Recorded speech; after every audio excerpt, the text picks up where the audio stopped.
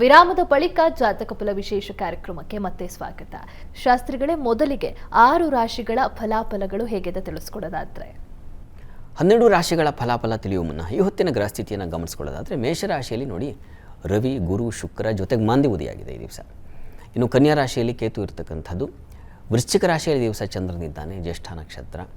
ಇನ್ನು ಕುಂಭರಾಶಿಯಲ್ಲಿ ಶನೈಶ್ಚರ, ಮೀನರಾಶಿಯಲ್ಲಿ ಅಲ್ಲಿ ಬುಧ, ಕುಜ ಹಾಗೂ ರಾಹು ಈ 3 ಗ್ರಹಗಳನ್ನು ನೋಡ್ತಾ ಇದ್ದೀವಿ. ಹೀಗಿರುವಾಗ 12 ರಾಶಿಗಳ ಫಲಾಫಲ ಹೇಗಿರ್ತದೆ ಗಮನಿಸ್ಕೊಳ್ಳೋಣ. ಮೊದಲಿಗೆ ಮೇಷರಾಶಿ.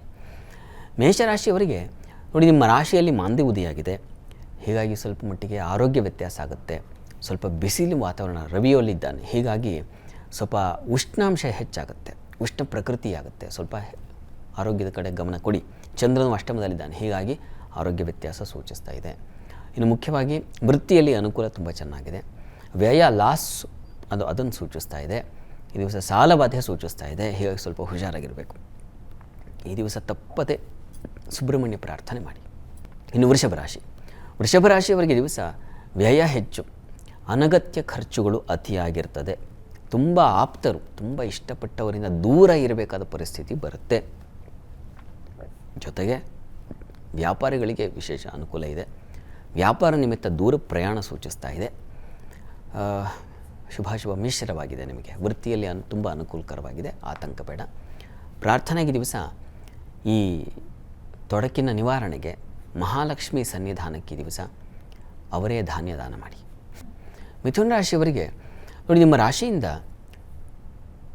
ಲಾಭ ಸ್ಥಾನದಲ್ಲಿ ಮಾಂದಿ ಇದ್ದರೆ ಬಹಳ ಒಳ್ಳೆಯದು. ಲಾಭ 3-4 ಬಗೆಗಳಲ್ಲಿ ಲಾಭ ಬರುತ್ತೆ ಈ ದಿವಸ. ವೃತ್ತಿಯಲ್ಲಿ ವಿಶೇಷವಾದ ಅನುಕೂಲ ಇದೆ. ಈ ದಿವಸ ಸಾಲದಿಂದ ಹೊರಗೆ ಬರ್ತೀರಾ. ಆರೋಗ್ಯದಲ್ಲೂ ನಿಮಗೆ ಚೇತರಿಕೆ ಕಾಣುತ್ತೆ. ಹಣಕಾಸಿನ ಸಹಾಯ ಉಂಟಾಗುತ್ತೆ, ಉತ್ತಮರ ಸಹಕಾರ ಉಂಟಾಗುತ್ತೆ. ತುಂಬ ಚೆನ್ನಾಗಿದೆ ಈ ದಿವಸ. ಹೆಚ್ಚಿನ ತೊಡಕಿಲ್ಲ, ಯೋಚನೆ ಮಾಡಬೇಡಿ. ಪ್ರಾರ್ಥನೆಗೆ ದಿವಸ ಗಣಪತಿ ಪ್ರಾರ್ಥನೆ ಮಾಡಿ, ಅದು ತುಂಬ ಸಹಾಯವಾಗುತ್ತೆ. ಇನ್ನು ಕರ್ಕಟಕ ರಾಶಿ. ಕರ್ಕಟಕ ರಾಶಿಯವರಿಗೆ ಈ ದಿವಸ ಮಕ್ಕಳ ಸಹಾಯ ತುಂಬ ಚೆನ್ನಾಗಿದೆ. ವೃತ್ತಿಯಲ್ಲಿ ಕೆಲಸದ ವಿಚಾರದಲ್ಲಿ ಸ್ವಲ್ಪ ಕಿರಿಕಿರಿ ಇದೆ. ತೊಡಕಿನ ನಿವಾರಣೆ ಮಾಡಿಕೊಳ್ಳೋಕ್ಕೆ ಗಣಪತಿ ಪ್ರಾರ್ಥನೆ ಮಾಡಬೇಕು ನೀವು ಈ ದಿವಸ. ಇನ್ನು ಉಳಿದ ಹಾಗೆ ಲಾಭವೂ ಇದೆ, ಆತಂಕ ಮಾಡ್ಕೋಬೇಡಿ. ಲಾಭ ಇದೆ. ವ್ಯಾಪಾರದಲ್ಲಿ ನಿಮಗೆ ಹೆಚ್ಚಿನ ಅನುಕೂಲ ಉಂಟಾಗುತ್ತೆ. ಸಂದಿಗ್ಧತೆಯಿಂದ ಹೊರಗೆ ಬರ್ತೀರಾ, ಸಂಕಷ್ಟದಿಂದ ಹೊರಗೆ ಬರ್ತೀರಾ, ಯೋಚನೆ ಮಾಡಬೇಡಿ. ಗಣಪತಿ ಪ್ರಾರ್ಥನೆ ಮಾಡಿ. ಇನ್ನು ಸಿಂಹರಾಶಿ. ಸಿಂಹರಾಶಿಯವರಿಗೆ ವೃತ್ತಿಯಲ್ಲಿ ವಿಶೇಷವಾದ ಅನುಕೂಲಗಳಿದ್ದಾವೆ, ಆತಂಕ ಬೇಡ. ಈ ದಿವಸ ಸಹಕಾರ ತುಂಬ ಚೆನ್ನಾಗಿದೆ. ಮಿತ್ರರ ಸಹಕಾರ, ಸ್ನೇಹಿತರು, ಬಂಧುಗಳು ಇವರಿಂದ ವಿಶೇಷವಾದ ಮಾನ್ಯತೆ ಸಿಗುತ್ತೆ. ಅವರಿಂದಲೇ ನಿಮಗೆ ಲಾಭದ ದಾರಿಯೂ ಗೊತ್ತಾಗುತ್ತೆ. ಚಂದ್ರನ ದೃಷ್ಟಿ ಇದೆ, ಹಾಗಾಗಿ ವಿಶೇಷವಾದ ಅನುಕೂಲ ಇದೆ ಈ ದಿವಸ.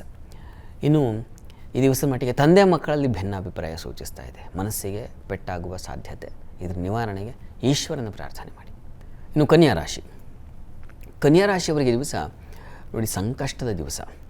ಸ್ವಲ್ಪ ಸಂದಿಗ್ಧತೆ ಇದೆ. ಅಂದರೆ ಕ್ಲಿಷ್ಟ ವಾತಾವರಣ, ಎದುರಿಸೋದು ಕಷ್ಟವಾಗಿಬಿಡುತ್ತೆ, ಅಂಥದ್ದು ಒಂದು ಸಂದರ್ಭ ಸೂಚಿಸ್ತಾ ಇದೆ. ಜೊತೆಗೆ ವಸ್ತು ನಷ್ಟತೆ, ಮುಖ್ಯವಾದ ವಸ್ತು ಕಳೆದು ಹೋಗಿಬಿಡೋ ಸಾಧ್ಯತೆಯನ್ನು ಸೂಚಿಸ್ತಾ ಇದೆ. ಸ್ವಲ್ಪ ವೀಕ್ ಆಗಿದೆ ಈ ದಿವಸ. ಸಹೋದರ ಸಹಕಾರವು ಸ್ವಲ್ಪ ಮಟ್ಟಿಗೆ ಕಡಿಮೆ. ಇದರಿಂದ ಹೊರಬರಲಿಕ್ಕೆ ವಿಷ್ಣು ಸಹಸ್ರನಾಮ ಪಾರಾಯಣ ಮಾಡಿ, 3 ಬಾರಿ ಮಾಡಿ. ಪ್ರಾತಃ ಕಾಲ, ಮಧ್ಯಾಹ್ನ, ಸಾಯಂಕಾಲ 3 ಕಾಲ ಮಾಡಿದ್ರೆ ಬಹಳ ಒಳ್ಳೆಯದು. ಶಾಸ್ತ್ರಿಗಳೇ, ನುಡಿದ 6 ರಾಶಿಗಳ ಫಲಾಫಲಗಳನ್ನು ತಿಳಿಸ್ಕೊಡಿ. ಅದಕ್ಕೂ ಮುಂಚೆ ಮತ್ತೊಂದು ವಿರಾಮ ತಗೊಂಡು ಬರೋಣ. ಜಾತಕ ಫಲ ವಿಶೇಷ ಕಾರ್ಯಕ್ರಮ ಮುಂದುವರಿಯುತ್ತೆ ಮತ್ತೊಂದು ಪುಟ್ಟ ವಿರಾಮದ ಬಳಿಕ.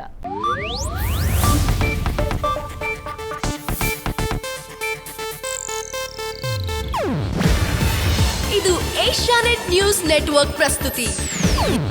ನೀವು ನೋಡ್ತಿದ್ದೀರಾ ಏಷ್ಯಾನೆಟ್ ಸುವರ್ಣ ನ್ಯೂಸ್.